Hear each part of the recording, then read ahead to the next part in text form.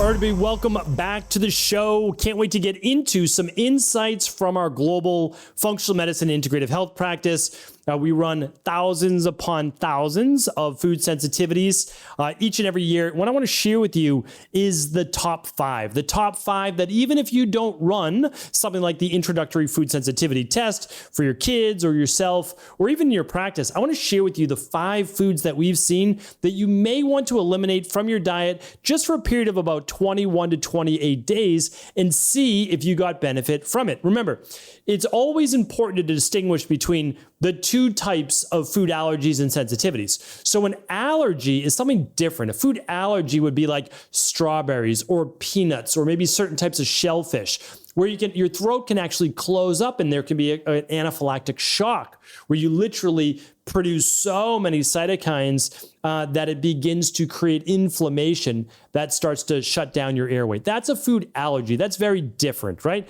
A food sensitivity is actually not what most people think. Most people think of food sensitivity as like they get bloating or gas from it. That's actually a digestive issue. So bloating and gas comes from improper food combinations, weak stomach acid, poor production of bile, bacterial overgrowth, SIBO, candida overgrowth, H. pylori, like a number of hiatal hernia, like a number of issues. A food sensitivity is actually a inflammation-based process created in your body anywhere from minutes to hours or even up to 3 days, which is an IgG food sensitivity to a particular food.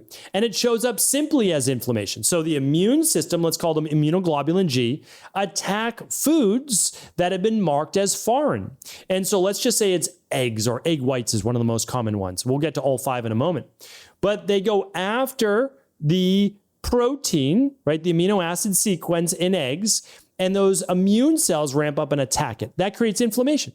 Now, the inflammation might show up systemically in your body as a skin rash, or a headache, or joint pain, or fatigue, or brain fog. Like, all of these things are normal reactions, not normal, right? But common reactions to food sensitivities. And over time, it can be so chronic that it could be autoimmune-based issues because the immune system becomes overly heightened for a particular reason. Usually, there's candida overgrowth, bacterial overgrowth, there's intestinal permeability, etc. But what I want to do is simply share with you 5 of those that could be creating the skin rashes, brain fog, fatigue, joint pain, lethargy, etc. that you might be experiencing, right?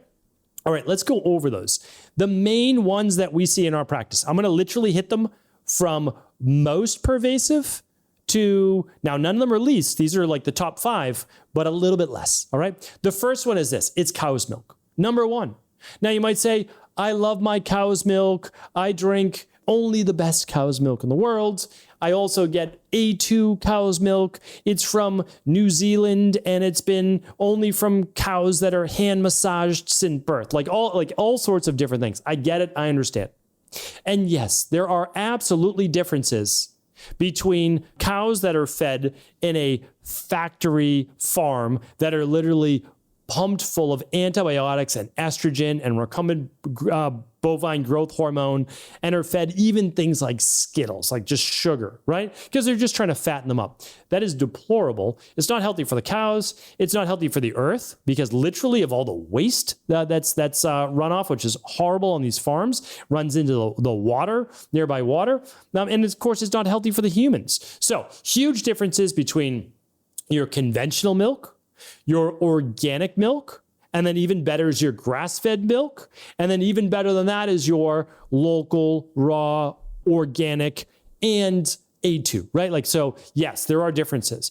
However, we're also not just talking about digestibility and inflammation levels, like, because the omega-6s to omega-3s are clearly better in grass-fed milk.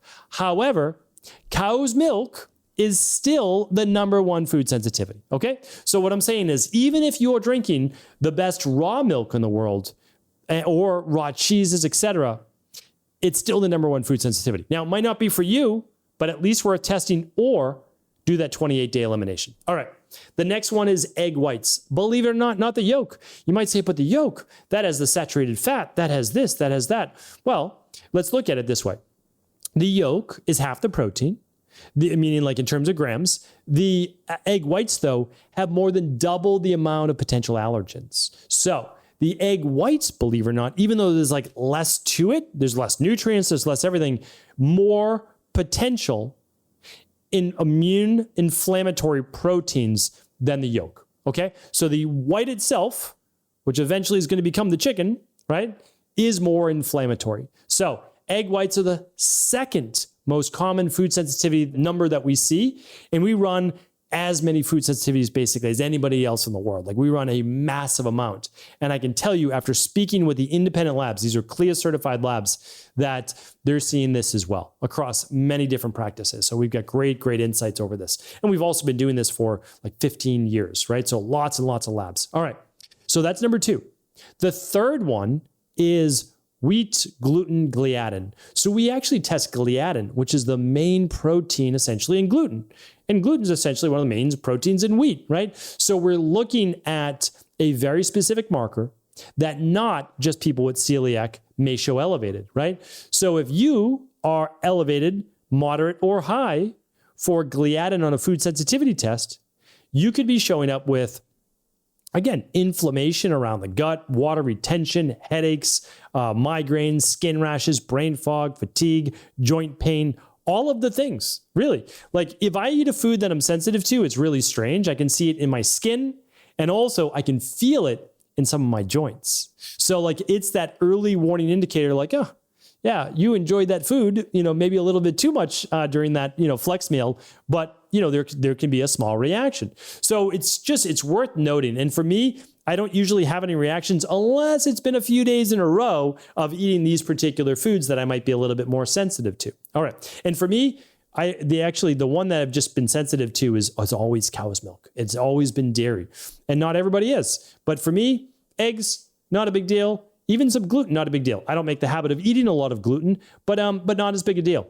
Dairy has always been that one. Everybody kind of has one oftentimes, but not everyone, but a lot. All right, the next one is this. It's chicken. Now, again, it's not for everybody, but here's why we test it. Because chicken is like the main protein that most, at least Americans, eat. Not necessarily overseas, but at least in America. And so if you're eating chicken like 3-4 times a week, it's definitely worth testing or doing that elimination for, because you don't know until you've tested or you've eliminated. So that's important. And then almonds. We always test almonds on our 5 food introductory tests. And the reason is that not everybody's sensitive to nuts and seeds. They really aren't. But if people are going to be, it's oftentimes almonds. And it's not just the foods that you eat the most. A lot of people like to say that we test 193 foods with our full food sensitivity test.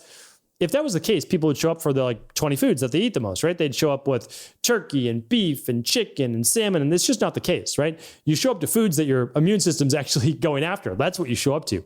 And so almonds, though, almond milk, almond flour, like there's a lot of almonds that people are getting, and so we like to test for that one. So why I'm sharing with you these here today. One, it's easy to test these 5. It's under $100. And most people don't even know about that. It's so simple to test. It's literally 1 finger poke. That's it. And then you put the blood drops on a card and you mail it in and you get your results in less than 2 weeks. I mean, it's so simple. Kids can do it and adults can do it. So very, very simple to do. My family, we do the whole 193 foods, but you could just go with the less expensive one for $99 if you wanted to. All right. I'll link those up at stevencabral.com/3392. You can check out the 2 labs if you want to. You don't need a doctor's order. We sign off on everything. You don't need to go to a phlebotomist and have a blood draw. And all the results are kept private. Now, let's say that you don't want to run one of those 2 labs. What you can also do is you could eliminate these 5 foods. And you might say, I can never eliminate these 5 foods. Okay, well, could you eliminate 4 of the 5, right? Could you eliminate the top 3 that I've spoken about before? Let's say you have a child that has eczema, right? Okay, and it pronounced eczema. I know, eczema. Okay, so what would you do? Well, for me, in my practice, if a family is not able to test their child, immediately we remove dairy, gluten, and eggs. Why? Because those are the big 3 over and over and over that I see show elevated, especially with kids with eczema. So what do? We eliminate those for 21 to 28 days. You might say, but what am I going to do? We just replace those. That's it. You just find different foods for those, plain and simple, for 21 to 28 days, because it's for your health or your kid's health. And so there are so many gluten-free varieties that you can use. Like, it's not like you can't have any grains for your child. We just have to go gluten-free for that period of time. Now, don't replace them with the breads with all of the gums and tapiocas and all those things, because those can create their own reactions. Find clean alternatives that you can use, or we just eliminate those for that particular week. And there's really easy one-for-ones. I don't want to make that into today's show, but if you'd like, I'm happy to help with that as well. So that's what I would do. Eliminate all 5 just for a month. But if not, for 28 days, 4 weeks, but if not, 21 days, right, for 3 weeks. And then if you can't do all 5, because you can't eliminate chicken, because you're like, I just can't eliminate it. It's one of my proteins. I get it. Eliminate almonds, cow's milk, dairy, egg whites, and gliadin. If you need to keep some dairy in, go to goat's milk. Very rarely, only 1 out of 10 that we might see out of people with dairy sensitivities would be sensitive to goat, where many people are sensitive to cow. So goat and sheep, typically, obviously the protein's molecule is small. I shouldn't say obviously, but I've talked about it on a previous show. Far less reactive than cow's milk. So I just wanted to share that with you here today. I'll link up the 2 labs that you can run, the simple 5 food, and then the other one, which doesn't take more blood. It's just 1 finger prick, but you get 193 foods. I'll let you decide that. If not, I wanted to give you these 5 to eliminate, to do an elimination diet. Simple, straightforward, and see if that helps to reduce the brain fog, joint pain, inflammation, headaches, migraines, etc. that many of these foods can do. All right. Thanks so much, everybody, for tuning in. Head on over to StephenCabral.com/3392 for all the details. Take care.